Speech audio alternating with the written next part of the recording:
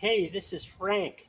This video is all about what to do if your car does not start.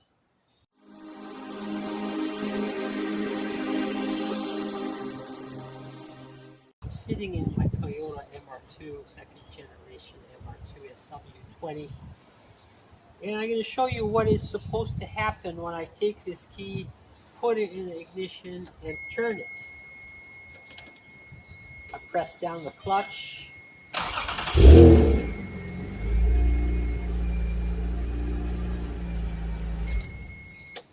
So this is what is supposed to happen.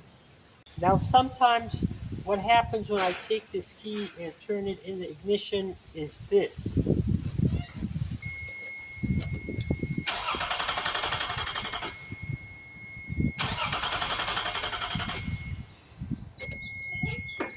This is called a crank no start.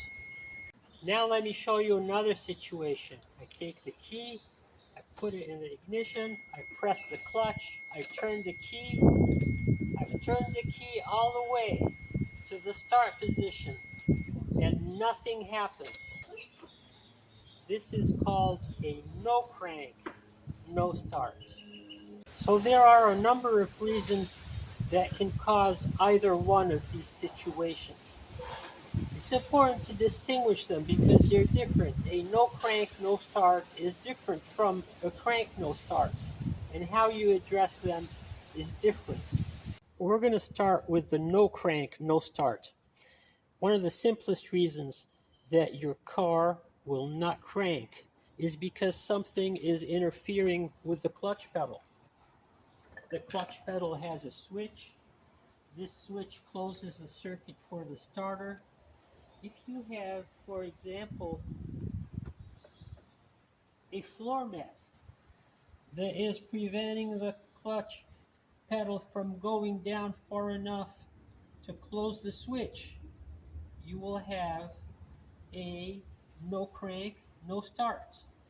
So check on your floorboard, make sure that nothing is interfering with the clutch pedal. Reason number 2 for a no crank, no start. This pesky little fuse in the front fuse box called the AM2 fuse. AM2 fuse is the third one down, 1, 2, 3. It's a 7.5 amp fuse.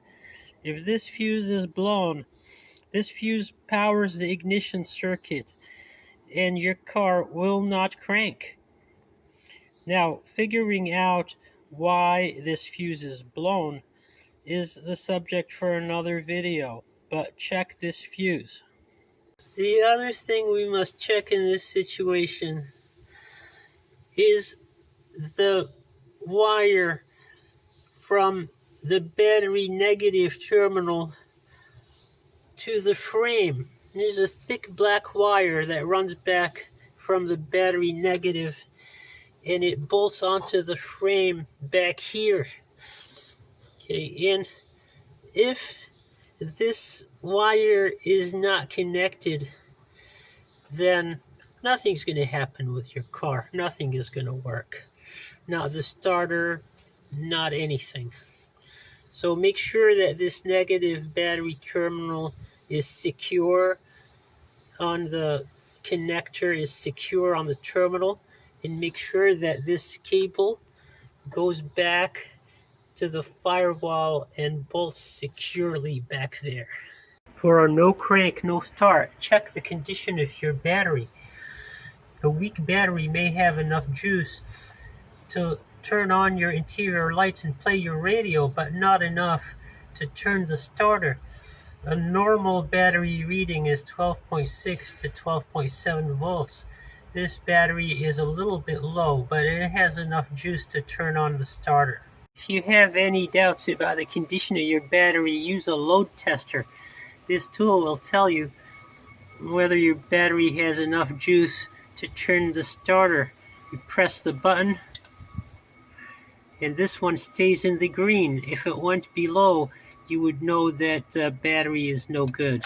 Reason number 3 for a no crank, no start you may have a bad ignition switch. Diagnosing and repairing the ignition switch is again a subject for a whole nother video. Reason number 4. For a no crank, no start, you may have a bad starter. The starter is situated right down here on top of the transmission. And I'm going to show you a quick way that you can test the starter without removing it from the car. Looking down at the starter, we have on one side the starter stud. Now this stud is supplied by a thick black cable from the battery positive terminal. It is live with 12 volts at all times. First thing you should do is get out a voltmeter and check that this stud is getting 12 volts. Now to the left of the starter stud over here is the starter solenoid. And this solenoid is connected to the harness with a little connector. We're going to disconnect it for the next step. So I have disconnected the harness connector to the starter solenoid, which is right here. Next I have taken a alligator clip, which is at the other end of this wire, just like this alligator clip, and I've attached it to the terminal inside the solenoid connector. Now before I do anything else, I want to make absolutely sure that the car is in neutral, because if it's not in neutral, something bad is going to happen on the next step. The next step is I'm going to take this alligator clip and I'm going to touch it to this live stud right here.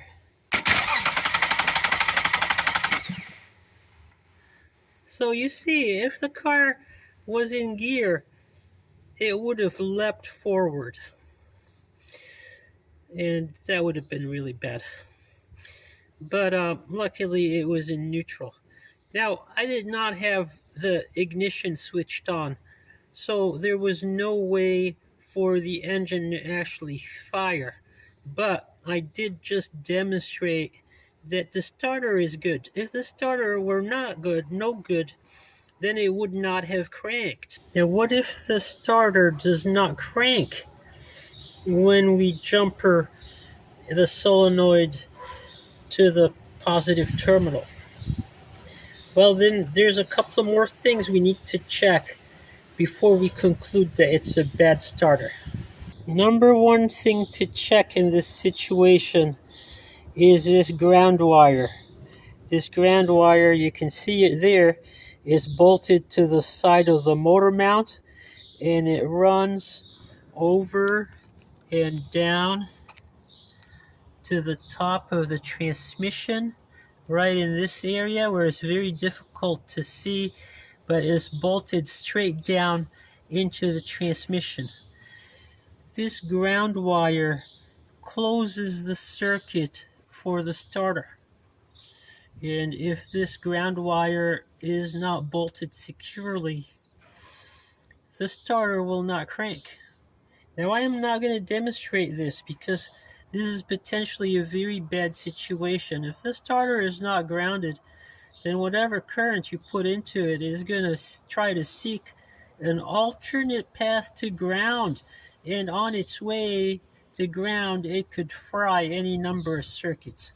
So I'm not going to attempt this, but believe me, you must make absolutely certain that this wire grounds the transmission body or case to the frame of the car. Alright, so what if your starter is cranking when you do this test, but it will not crank when you turn the key? Alright, let's look at that. This wire that comes out of the starter solenoid goes straight back from here to the trunk, where it goes into the starter relay.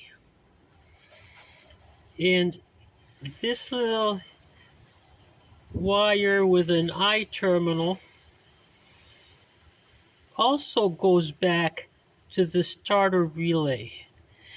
And when you turn the key in the ignition, the starter relay closes and the power flows from this 12-volt terminal into the solenoid, just like it did when I bridged the two with the alligator clips. So this wire that carries the 12 volts back to the starter relay has a fusible link on it. And this fusible link may blow. So one thing you must check is whether you have continuity from this end of the wire all the way back to the starter relay. And then you must also check whether you have continuity from the starter relay back to the solenoid connector. And one way that you can check or confirm this is by jumpering the starter relay. So let's do that next. The starter relay is back here in the trunk. It is on the firewall behind this panel. So let's pull off this panel. So that green thing bolted to the firewall is the starter relay, and this is the connector that leads to both the starter solenoid and the starter stud, and its trigger is on the ignition circuit. This connector has two thick wires to one side and two thin wires to the other side. And you can assume pretty safely that the thick wires are the power circuit. They're the two wires on top here. And the two thin wires are the trigger circuit. So let's see what happens if we bridge or jumper these two thick wires. This is an all-purpose jumper wire that I've made. I'm going to stick one end into the top and the other end I'm going to put into the bottom.